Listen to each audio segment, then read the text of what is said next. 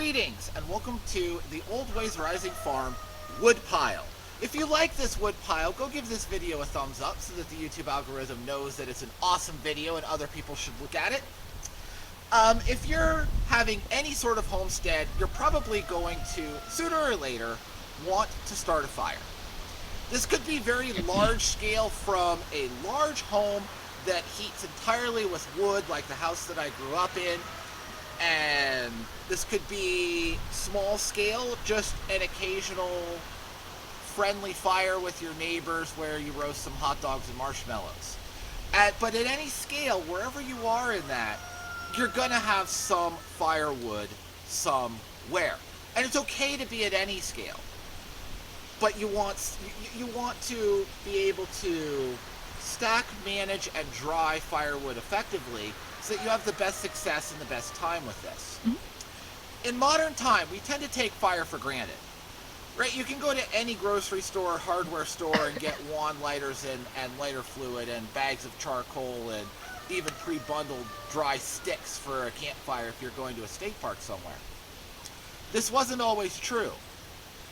Back in the day, the fire was crucial. It took a lot of skill and knowledge to start a fire without matches.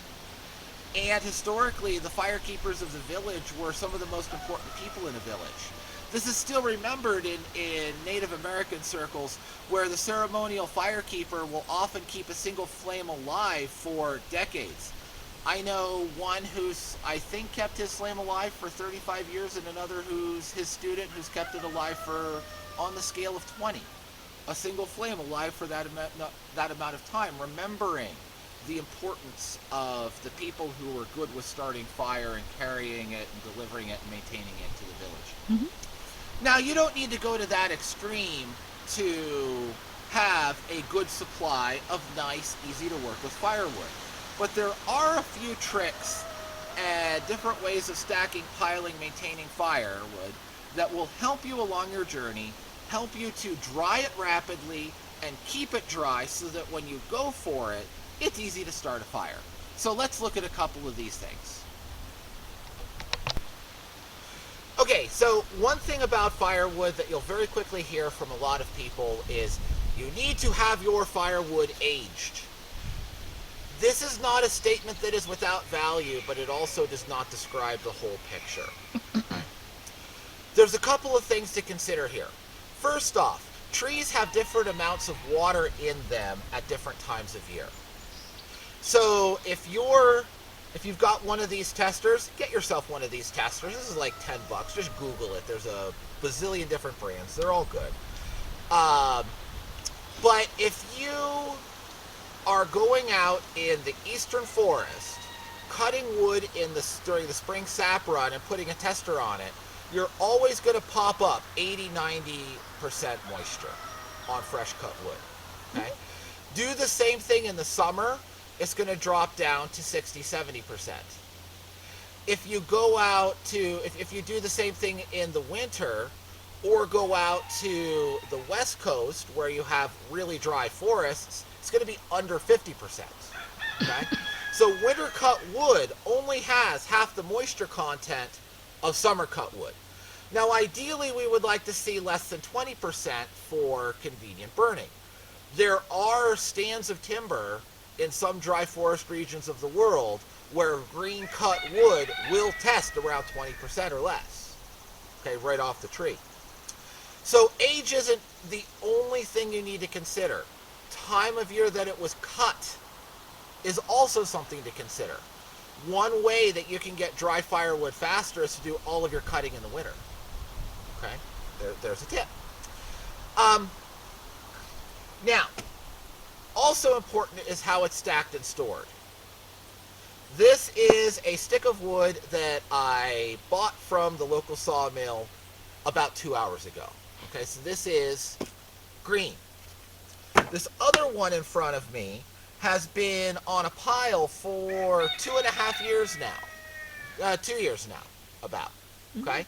So we would say that this is dry and this is green. But let's put a tester on it. Okay? What's the green wood going to come in at? If I turn this on and jam these little spikes in here, This is coming in at, you won't be able to see it, so you're going to have to take my word at it, at about 30% moisture. That's reasonable. That's about what I would expect from slab wood. Slab wood dries out really quickly. Okay? So that green wood is at 30% moisture. This dry wood was just thrown on a pile. Okay? So not a stack, not on a pallet, just thrown on a pile. This is the face that was up. The other face was down. Let's put the tester in this on the up face. 2-year-old wood. This is testing at 14% moisture on the face that was flipped up. Now if I go to the face that was flipped down, 92, 93% moisture. Okay? This is what we want to avoid when managing firewood. So this piece of green wood will burn much better and much easier than this 2-year-old dry wood. Okay? We want to have all of our wood more like this, and ideally we would want this to have about half the moisture content it currently does. So let's look at some strategies for preventing that. Obviously, thrown on a pile is the worst way to do this. Let's look at the second best way to do this here in a minute. Okay, as we showed you with the moisture probe and the board that had just been thrown on a pile, we don't want to just throw things on a pile. If you want to dry firewood rapidly, it needs to be on a stack. Okay? Something where there is good airflow, where you have an easy time of getting that moisture out of the wood. Okay? Now, 2 ways to do this, and I'm sitting beside both of them. Right? So this is, and to my right, your left here, is an old school way of doing this, where you put something in the middle.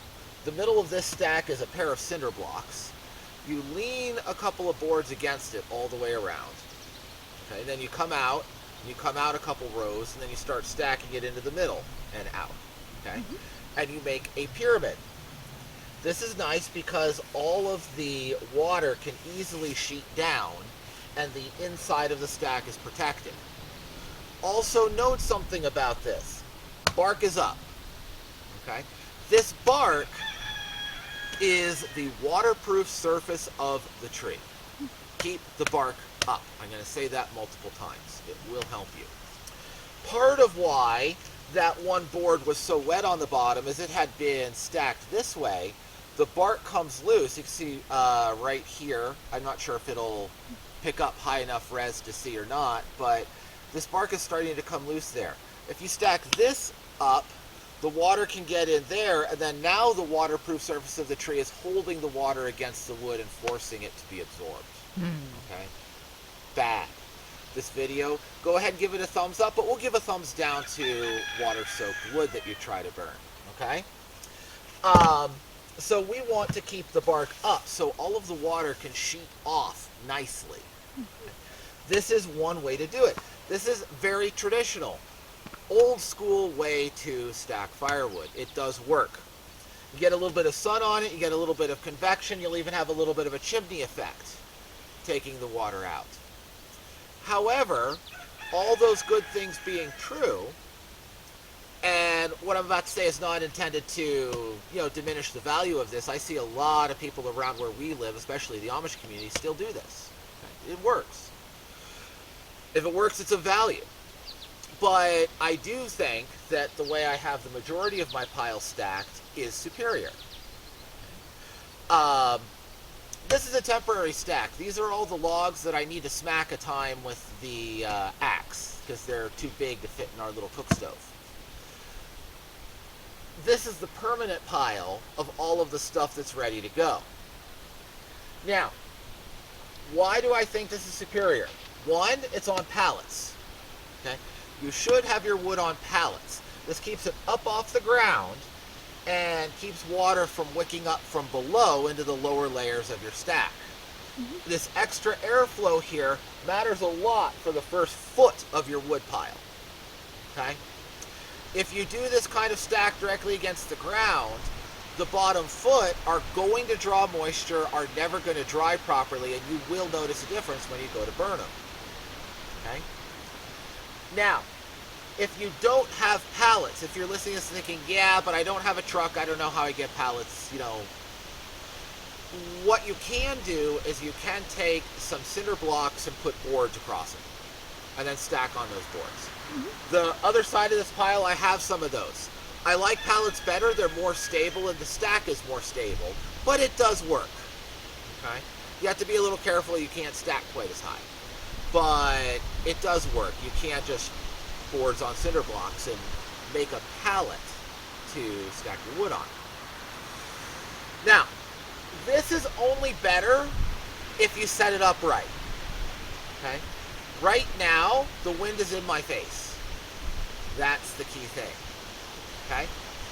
This wall of wood is north-south in its long direction. The ends of the boards are facing east-west. Okay? This is the east-west line. That's the north-south line. This means that the prevailing wind is always hitting the ends and the spaces between the boards. So this is a very airy pile, and the wind can just blow through, and that is exactly the same idea as putting laundry on the line. Okay? This is kind of like taking your laundry and folding it wet, putting it in a laundry hamper, and then hanging the hamper on the line.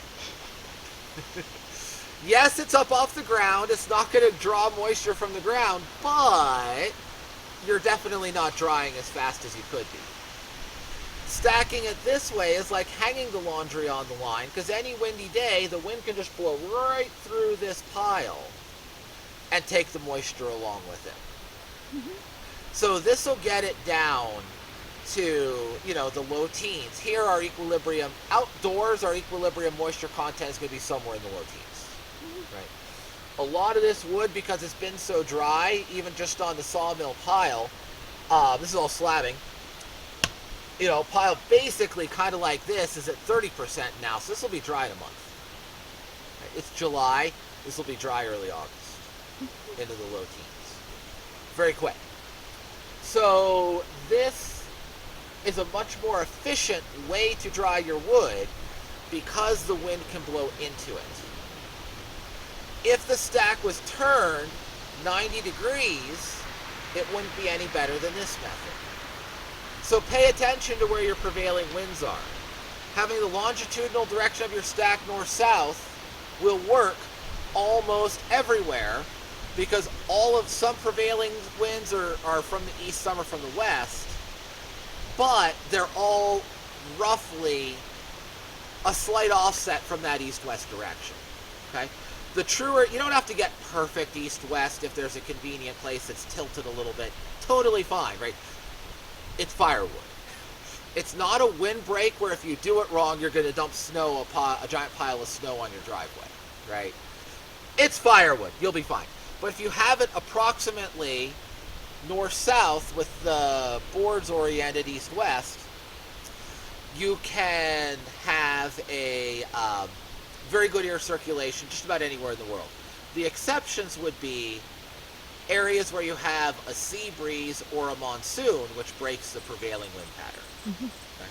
So if you have one of those, then you need to keep that in consideration. Okay? Now, last thing I want to talk about here is buying firewood. So if you have property and you're cutting firewood, you've probably done it for a long time, and you're probably not listening to this video because you already have your own ways to stack the stuff, right? If you're new to working with wood, you're new to having a fireplace or a wood stove or some sort of outdoor burner or such a setup, the unit of measurement that wood is bought and sold in is typically the cord. A cord is a stack of firewood 8 feet long, 4 feet deep, 4 feet high. Okay? Some places in the metric world will sell it by cubic meter. That's also totally legitimate. What you don't want, and what you want to be very careful of, is something called a face cord. You bump into the face cord in areas where there is a large tourist market. People that come up once or twice a year to a cabin don't burn a lot of wood and just want to get some quick. And they hear, oh, I'm supposed to buy wood by the cord, and then somebody says, I'll sell it by the cord, and they deliver a face cord. Okay? A face cord does not have a standard definition. Usually it is 8 feet long, 4 foot tall, but that width is variable. Most people stack a face cord just the width of whatever the piece of log that they're stacking is, right? One stack that way. So one person might have it 12 inches wide, another 18 inches wide, another 24 inches wide. So you don't actually know what you're buying. Anytime I buy firewood, if I hear the term face cord come out of somebody's mouth, I go get somewhere else. I immediately distrust that person. Okay? Areas where there is a large number of people with wood as their primary heat say a cord and mean it, because they know that all of the locals are going to scorn them if they try to sell them a bunch of face cords. They're going to have a bunch of angry neighbors.